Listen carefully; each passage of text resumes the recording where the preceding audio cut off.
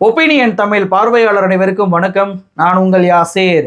விஜய் நடித்த கடைசி படமான ஜனநாயகன் படத்துடைய ஆடியோ லான்ச் இன்னைக்கு மலேசியாவில் நடைபெற்று வரக்கூடிய சூழலில் விஜய்க்கு ஏற்கனவே பொலிட்டிக்கலாக பேசக்கூடாது, குறிப்பாக ஸ்டாலின் பற்றியோ திமுக பற்றியோ இல்லை தமிழ்நாடு அரசியல் பற்றியோ பேசவே கூடாது அப்படின்னு சொல்லி ராயல் மலேசியன் போலீஸ் பல கட்டுப்பாடுகளை விஜய்க்கு போட்டிருந்ததை சென்ற வீடியோவிலே நம்ம பார்த்தோம். இப்போ விஜயை பற்றி மேலும் விசாரிச்சிருப்பாங்களா என்னவும் தெரியல. மலேசியாவிலையும் கரூர் மாதிரி ஒரு சம்பவம் நடந்துடக்கூடாது அப்படின்றக்காக விஜய் ரசிகர்களை கை காலை கட்டி போட்டு ஒரே இடத்துல உட்கார வைக்கிற மாதிரி மேலும் 4 கண்டிஷனை போட்டிருக்கிறாங்க இந்த ராயல் மலேசியன் போலீஸ். இதனால விஜய் தரப்பு மிகப்பெரிய அளவுக்கு ஆடி போயிருக்கிறாங்க. அந்த 4 கண்டிஷன் என்ன? அது மட்டுமல்ல, இந்த நிகழ்ச்சியை மலேசியாவில் நடத்தக்கூடிய, மலேசியாவில் விஜயுடைய படத்தை ரிலீஸ் பண்ணக்கூடிய அந்த அதிகாரத்தை வாங்கி இருக்கக்கூடிய, லைசன்ஸை வாங்கி இருக்கக்கூடிய அந்த நபருடைய பின்னணியை ஆய்வு பண்ணி பார்த்தா பாவம் மனுஷன் ஜெயிலுக்கெல்லாம் போயிட்டு பெயிலெல்லாம் வெளியே வந்திருக்கிறாரு. அவர் பலமுறை கான்ட்ரவர்சி பலதில் சிக்கி இருக்கிறாரு. இப்படிப்பட்ட சூழ்நிலையில இந்த விஜய் ரசிகர்கள் அங்க போய் பண்ணக்கூடிய அட்ராசிட்டியை பார்க்கணுமே. நீ என்ன விதி போடுறது, நான் வர்றான்டா மீறுறதுக்கு அப்படின்னு சொல்லி சிங்கப்பூர்ல இருந்தெல்லாம் பல பேர் கிளம்பி இருக்கான். கண்டிஷனெல்லாம் மீற மாதிரி பண்ணிக்கிட்டு இருக்கான். இப்போ இவர்களால் அந்த நபர் என்ன ஆக போறார் அப்படின்ற ஒரு கவலை நமக்கு வர ஆரம்பிச்சிருச்சு. இது எல்லாம் பற்றியும் தான் இந்த வீடியோவில் விரிவாக பார்க்க போறோம். இந்த வீடியோவை முழுமையாக பாருங்க. மறக்காம நம்மளுடைய ஒப்பீனியன் தமிழ் சேனலை சப்ஸ்கிரைப் பண்ணிக்கோங்க. தன்னுடைய கட்சி நிர்வாகி ஐசியூவில் அட்மிட் ஆகிருக்கிறாங்க. இன்னைக்கு மறுபடியும் அவங்களுக்கு உடல்நிலை சரியில்லாமல் போய் மறுபடியும் எமர்ஜென்சி வார்டுக்கு அவங்கள மாற்றி இப்படி உயிருக்கு போராடி வரக்கூடிய நிலையில் அஜிதா ஆக்னல் அப்படின்றவங்க தமிழ்நாட்டில் அவங்க கஷ்டப்பட்டுக்கிட்டு இருக்கும்போது ஒரு நிர்வாகியை அனுப்பி அவங்கள போய் மருத்துவ நலம் விசாரிச்சிருக்கலாம், மருத்துவ உதவி பண்ணியிருக்கலாம். எதுவுமே பண்ணலை, அவங்கள கூப்பிட்டும் பேசலை. ஆனால் இந்த விஜய் பார்த்தீங்கன்னா மலேசியா கிளம்பி போயிட்டு இன்னைக்கு கொண்டாட்ட மனநிலைக்கு மாறிட்டார். ஏற்கனவே கரூரில் 41 பேர் தன் கண்ணு முன்னாடி இறந்துகிட்டு இருக்கும் போது இவர் தெரிச்சு ஓடி வீட்டுக்குள்ளே போய் பூட்டிக்கிட்டவர் தான்.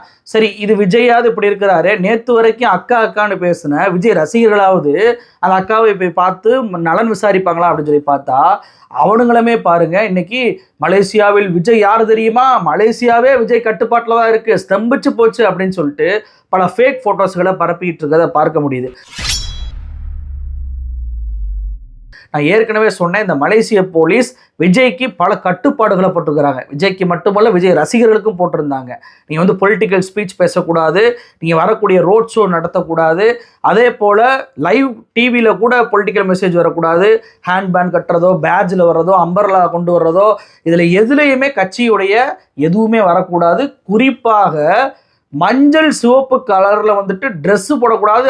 அது சம்பந்தமாக எந்த பொருள் இருந்தாலுமே ரூல்ஸை மீறணும்னு சொல்லிட்டு நடவடிக்கை எடுக்கப்படும் அப்படின்னு சொல்லிட்டு ராயல் மலேசியா போலீஸ் பல கட்டுப்பாடுகளை போட்டிருந்தாங்க. ஆனால் அந்த கட்டுப்பாடை இவனுங்க மதிக்கிற மாதிரியே இல்லைங்க. பார்த்தீங்கன்னா குழந்தைகளை கூட்டிகிட்டு வர்றாங்க, ஏர்போர்ட்டுக்கு கூட்டிகிட்டு வந்துட்டு விஜயை பார்க்க வைக்கணும் அப்படின்றதுக்காக லைனில் நிற்கிறாங்க. அதுபோக காரில் மேலே குழந்தைகளை உட்கார வச்சுட்டு விஜய் போகிற வழியில் அந்த குழந்தைக்கு விஜயை காட்டணும்னு சொல்லி உட்கார வச்சுருக்கிறாங்களா. இதான் குழந்தைகளுடைய ஃபோட்டோ போடக்கூடாதுன்றதுக்காக அதை நான் தவிர்க்கிறேன். அது மட்டும் இல்லாமல் இவங்க தெளிவாக சொல்லியிருக்கிறாங்க, போலீஸ் பொலிட்டிக்கல் ரீதியாக எதையுமே பண்ணக்கூடாதுன்னு. நீ என்ன சொல்கிறது, மலேசியாவே எங்கள் அண்ணன் கட்டுப்பாட்டில் இருக்குடா அப்படின்னு சொல்லிட்டு சிங்கப்பூர்லேருந்து கிளம்பியிருக்கு ஒரு கோஷ்டி. அந்த கோஷ்டி ஃபோட்டோவே போட்டிருக்கிறாங்க. பேனரில் வந்து விஜய் தாவேக்கா துண்டை போட்டுக்கிட்டு இருக்க மாதிரி நாங்கள் வந்து மலேசியாவுக்கு வந்துக்கிட்டு இருக்கோம் அப்படின்னு சொல்லிட்டு பேனரை காட்டி மலேசியா ஊருக்குள்ளே கிளம்பி வந்துட்டு இருக்கிறாங்க. ஏற்கனவே தடை போட்டிருக்கிறாங்கல்ல, அந்த தடையை மீறி போனால் அந்த நிகழ்ச்சி ஏற்பாட்டாளருக்கு விஜய்க்கு தான் பிரச்சனை வரும்ன்றது தெரியும். இவங்களுமே போனாலுமே பெர்மிட்டை கட் பண்ணி விட்டு வீட்டுக்கு கிளம்புன்னு சொல்லிட்டு விரட்டி விட்டுருவாங்கன்னு தெரியும். சிங்கப்பூர்ல பொழைக்க போன இடத்துல ஏதாவது பிரச்சனை வந்தா என்ன ஆகுறது? அப்ப இதெல்லாம் தெரிஞ்சு பண்றாங்களா தெரியாம பண்றாங்களே தெரியல. இது மட்டும் இல்லைங்க, ஏற்கனவே சிவப்பு மஞ்சள் கலர்ல எதையுமே போட்டுறக்கூடாதுன்னு சொல்லியிருக்காங்களே. ஆனா அதையும் மீறி ஸ்டேடியத்துக்கு முன்னாடி மஞ்சள் சிவப்பு கலர்ல டெக்ஸ்ட் போட்ட படங்கள் போட்ட புகைப்படத்தை வச்சுக்கிட்டு அந்த ஸ்டேடியத்துக்கு முன்னாடி ஆட்டம் போட்டுக்கிட்டு இருக்கானுங்க. இவனை உள்ளே விடுவாங்களா? எவ்வளோ காசு கட்டி உள்ளே வந்திருப்ப, இந்த பிரச்சனை உனக்கு தேவையா? இதை விட கொடுமை என்ன தெரியுமா? விஜய் மலேசியாவில் ப்ரோக்ராம் பண்ண உடனேயே மலேசியாவே விஜய் கண்ட்ரோல்ப்பா பாருங்க, டிராஃபிக் ஆயிருக்கு அப்படின்னு சொல்லிட்டு பல்வேறு ஃபோட்டோக்களை பகிர்றாங்க, வீடியோக்களை பகிர்றாங்க. அதெல்லாம் என்னடா அப்படின்னு சொல்லி பார்த்தா இவங்க பகிரக்கூடிய முதல் ஃபோட்டோ சிங்கப்பூர் மலேசியா பார்டரை வந்து திறந்த உடனேயே மிகப்பெரிய அளவுக்கு டிராஃபிக் ஆயிருக்கு 2022ஆம் ஆண்டு. அந்த ஃபோட்டோவை போட்டு பாருங்க, விஜய் வர்றதுனால மலேசியாவே ஸ்தம்பிச்சு போச்சு, டிராஃபிக்கை பாருங்க, மக்கள் கூட்டத்தை பாருங்க அப்படின்னு சொல்லிட்டு புகைப்படத்தை வெளியிட்டு வருவதை பார்க்க முடியுது.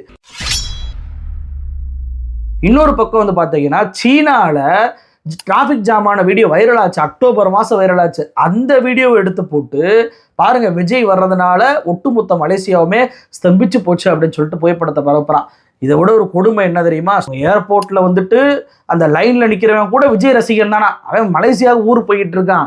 அவனுக்கு பார்த்தீங்கன்னா இவனு விஜய் ரசிகர் தான். பாருங்க, மலேசியா ஏர்போர்ட்டே எவ்வளவு கூட்டத்தை பாருங்க அப்படின்னு சொல்லிட்டு அவனுங்களே விஜய் ரசிகர்களா எழுதுறாங்க. விஜய் கரூர் விஷயத்துல எப்படி நடந்து கொண்டார், அவர் ரசிகர்கள் எப்படிப்பட்டவர்கள் சொல்லி விசாரிச்சிருப்பாங்களா நம்ம தெரியல. இப்போ புதுசா 4 கண்டிஷன் போட்டிருக்கிறாங்க. என்ன கண்டிஷன் அப்படின்னா, 5 வயசுக்கு உட்பட்ட குழந்தைகளை ஸ்டேடியத்துக்குள்ள கொண்டு வரக்கூடாதுன்றத கண்டிஷன். இவனுங்க பாருங்க, இப்படிலாம் வந்து நடக்கும், காலிச்சாரா கிடக்கும், அங்கிருந்து ஆளுகளை கூட்டிட்டு போகணுன்றதுக்காக குழந்தை குட்டியோட போயிருக்கானுங்க விஜயை பார்க்கறதுக்கு. அங்க போன்னு பார்த்தா இப்போ பிள்ளைகளை உள்ள விடக்கூடாதுன்ற ஒரு கண்டிஷனை போட்டதுனால இவங்க என்ன பண்ண போறாங்க? பிள்ளையை விட்டுட்டு ஸ்டேடியத்துக்குள்ள போனாலும் போயிடுவானுங்க. ஏன்னா இப்படியான கூட்டம் கரூரில் நடந்த பின்னும் கூட குழந்தைய கூட்டிட்டு ஈரோடுக்கு வந்த கூட்டத்தை நம்ம பார்த்தோமா இல்லையா? செஞ்சாலும் செய்வாங்க. அப்ப 5 வயசுக்கு உட்பட்ட குழந்தைகளை கொண்டு வரக்கூடாதுன்னு இருக்கிறாங்க. 2வது கண்டிஷன், ஒரு தடவை ஸ்டேடியத்துக்குள்ள வந்துட்டா அப்படின்னா மறுபடியும் ஸ்டேடியத்தை விட்டு வெளியே போகக்கூடாது. வெளியே போனா திருப்பி உள்ள விட மாட்டோன்றாங்க. இது மிக முக்கியமான கண்டிஷன். இந்த கண்டிஷன் எதுக்காக போடுறாங்கன்னா, இவன் வந்துட்டு அங்கேயும் இங்கேயும் ஓடுவான், வெளியே போயிட்டு அதை ஏதாவது பண்ணிக்கிட்டு திருப்பி உள்ள வந்துகிட்டு இருப்பான், அப்போ வெளியாட்கள் யாராவது உள்ள வந்துருவாங்க. இப்படியான விஷயம் எதுவும் நடந்துடக்கூடாது, உட்கார்ந்த இடத்த விட்டு நகரக்கூடாது அப்படின்னு சொல்லி விஜய் ரசிகர்களை அந்த சேர்லே உட்கார வச்சிருக்கு மலேசியன் போலீஸ். 3வது கண்டிஷன் என்னன்னா, வெளியே இருந்து சாப்பாடு கொண்டு வரக்கூடாது அப்படின்னு சொல்லிட்டு குறிப்பாக சாராயத்தை கொண்டு வரக்கூடாது அப்படின்னு சொல்லி போட்டிருக்காங்க. குடிகார பையனே முடிவு பண்ணிட்டாங்க போல, குடிச்சிட்டு ஆட்டம் போட்டானா இவனால அங்கே சட்டம் ஒழுங்கு பிரச்சனை வந்துடக்கூடாது, இவனால ஸ்டேடியத்துக்குள்ள பல்வேறு பிரச்சனைகள் கிளம்பிடக்கூடாது, நெருசடி உருவாயிடக்கூடாதுன்றதுக்காக குடிச்சிட்டு வரக்கூடாது, குடியாரத்தனமா பாட்டில் எடுத்துட்டு வரக்கூடாது, சாப்பாடு எடுத்துட்டு வரக்கூடாது அப்படின்ற கண்டிஷனை போட்டிருக்கிறாங்க. ஸ்நாக்ஸ் கூட வாங்குவதற்கு வெளியே போயிட்டு வர முடியாது, அந்த சேர்லேயே உட்காரணும். இது 4வது கண்டிஷன் தான். கையை கட்டிக்கிட்டு உட்கார்றா அப்படின்ற மாதிரி ப்ரொஃபஷனல் கேமராவை வந்து கொண்டு வந்துட்டு கேமராவை எந்திரிச்சு நின்றுட்டு விஜய் தரல அப்படின்னு சொல்லிட்டு சேர் மேலே ஏறி நிற்கிறது, ட்ரோன் கேமராவை பறக்க விடுறது, நிகழ்ச்சியை வந்து கெடுக்கிற மாதிரி ட்ரோனை வந்து பறக்க விடுறது.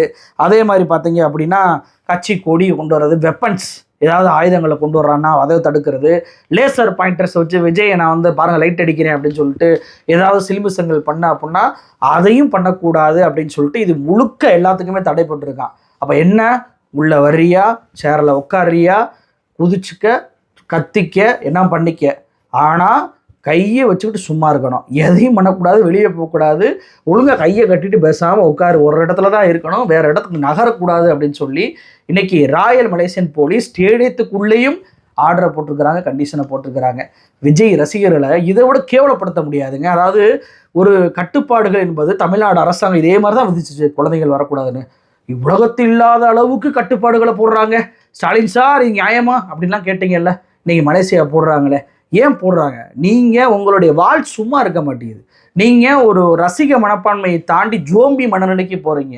ஐயோ விஜய் பார்த்துட்டேன், ஐயோ விஜய் பார்த்துட்டேன் அப்படின்ற கொண்டாட்ட மனநிலைக்கு போய் ஒருத்தன் கீழே அடிபட்டு செத்துக்கிட்டு துடிச்சிக்கிட்டு இருந்தா கூட அவனை நீங்கள் பார்க்க மாட்டீங்க. அவனை கழுத்தில் மிதிச்சுட்டு போகக்கூடிய செயல்களில் நீங்கள் ஈடுபடுறீங்க.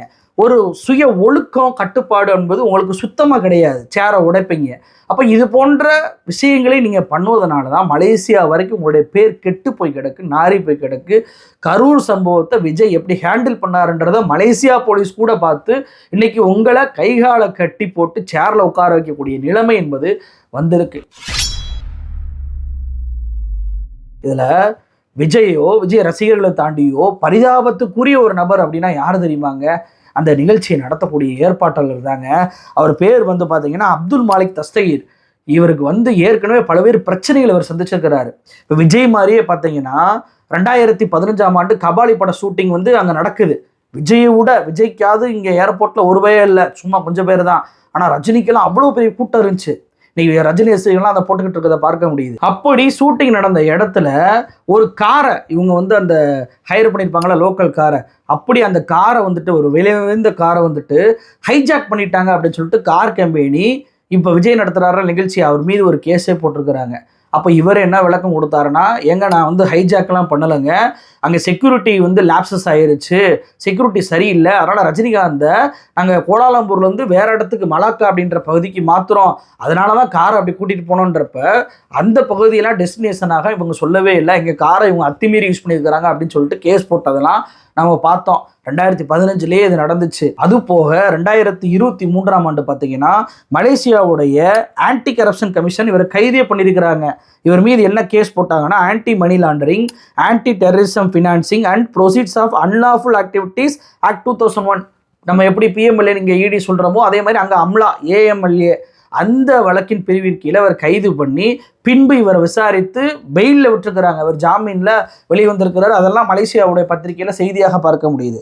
2024 இங்கே ஜாஃபர் சாதிக் அரெஸ்ட் ஆனார்ல, போதைப்பொருள் கடத்தல் வழக்கு அப்படின்னு சொல்லிட்டு, இந்த ஜாஃபர் சாதிக்கோட இவருக்கும் தொடர்பு இருக்குது அப்படின்னு சொல்லி அங்கே மீடியாக்களில் செய்தி பரவ, அதெல்லாம் எனக்கு தொடர்பே கிடையாது, இப்படி என் மீது அவதூறை பரப்புகிறாங்க அப்படின்னு சொல்லிட்டு இவர் போலீஸ் ஸ்டேஷனில் கம்ப்ளைண்ட்லாம் கொடுத்துருக்கிறார். இப்படி இவரை சுற்றி பல்வேறு பிரச்சனைகள் வந்து நடந்திருக்கு. அதுலேருந்து அவர் வந்து மீண்டு வந்திருக்கிறாருன்னு வச்சுக்கோங்களேன்.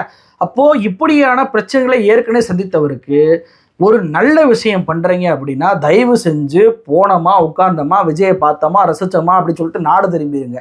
நான் வந்து விஜய் போட்ட துண்டை போட்டுக்கிட்டு தாவேக்கா துண்டை போட்டுட்டு தான் வருவேன், நான் வந்து சிவப்பு மஞ்சள் கலர் போட்ட டிஷர்ட்டை தான் போட்டு போவேன், நான் அங்கே வந்துட்டு தடையை மீறுவேன், குழந்தையில உள்ளே கூட்டிகிட்டு போவேன்லாம் பிரச்சனை பண்ணிங்கன்னா நிகழ்ச்சி நடத்தக்கூடிய இவருக்கு தான் பிரச்சனை. பாவம் மனுஷன் ஏற்கனவே பல பிரச்சனைகளை செஞ்சுருக்கிறாரு, அவரை மறுபடியும் பிரச்சனைக்குள்ளே ஆளாக்கிறாதீங்க அப்படின்றதான் என்னுடைய தாழ்மையான வேண்டுகோள். ஏன்னா மலேசியாவில் தமிழர்கள்லாம் இருக்கிறாங்க, வேலைக்கு இங்கேருந்து உழைப்பதற்காக போயிருக்கிறாங்க, தமிழர்களே இப்படி தான் அப்படின்ற மாதிரி ஒரு சுச்சுவேஷனை அங்கே கிரியேட் பண்ணிடுறாங்க, தமிழர்களுடைய மானத்தை வாங்கிறாங்க. தமிழர்கள் நாகரிகமானவங்க ஒரு நிகழ்ச்சி நடத்தினா நாகரிகமாக வந்து கலந்து கொண்டு போயிடுவாங்க அப்படின்ற பெயரை தயவு செஞ்சு மலேசியாவில் ஏற்படுத்தி கொடுங்க. அப்போ தான் தமிழர்களுக்கு அங்கே இருக்கக்கூடிய தமிழர்களுக்கு மரியாதை இருக்கும். இல்லைன்னா லோக்கல் மலாய் வந்து தமிழர்களை ரொம்ப மோசமான பார்வையில் பார்க்கக்கூடிய அளவுக்கு கரூர் சம்பவமாக எதுவும் பண்ணிட்டு போயிடாதீங்கப்பா. அப்போ விஜய்க்கு விஜயுடைய ரசிகர்களுக்கு மலேசிய அரசாங்கம் போட்ட இந்த கண்டிஷன்லாம் பார்க்கும்போது ஒன்று மட்டும் மிக தெளிவாக இருக்குது, விஜய்க்கு நல்ல பெயர் என்பது தமிழ்நாட்டில் மட்டும் கிடையாது, உலகம் முழுவதும் இல்லை அப்படின்றது தான் ப்ரூவ் ஆகிருக்கு.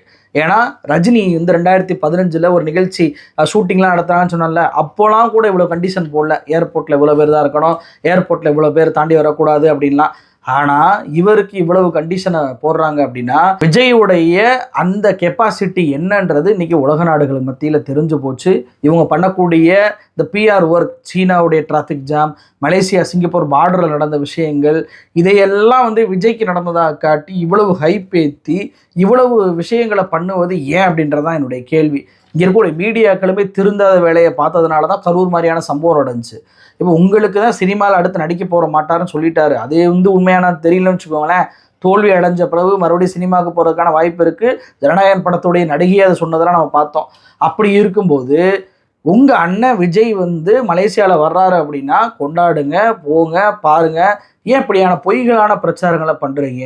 அதை மலேசியா ரிப்போர்ட்லாம் பண்ணுவாங்களா, அங்கெல்லாம் வந்துட்டு ஃபேக் நியூஸ் எல்லாம் வந்து ரிப்போர்ட் பண்ணக்கூடிய பேஜஸ்லாம் இருக்குமா இல்லையா? நீங்கள் பண்ணுறதெல்லாம் பார்த்துட்டு வந்து செக் பண்ணி இதெல்லாம் பொய் ஃபேக்குன்னு சொல்லி போட்டானா அசிங்கமாக இல்லையா? கொஞ்சம் கூட நாகரிகமாக நடக்கக்கூடிய வேலையே உங்களுக்கு இல்லவே இல்லையா அப்படின்ற கேள்வியை எல்லாருமே இன்னைக்கு கேட்கக்கூடிய நிலைமைக்கு நீங்கள் தள்ளி இருக்கிறீங்க. மீண்டும் சொல்கிறேன், தமிழ்நாட்டு மானத்தை வாங்கிடாதீங்க, மலேசியாவில் இருக்கக்கூடிய தமிழர்களுக்கு நெருக்கடி உருவாக்கி கொடுத்துடாதீங்க, போனோமா வந்தோமான்னு இருங்க, அவ்வளோதான். நன்றி.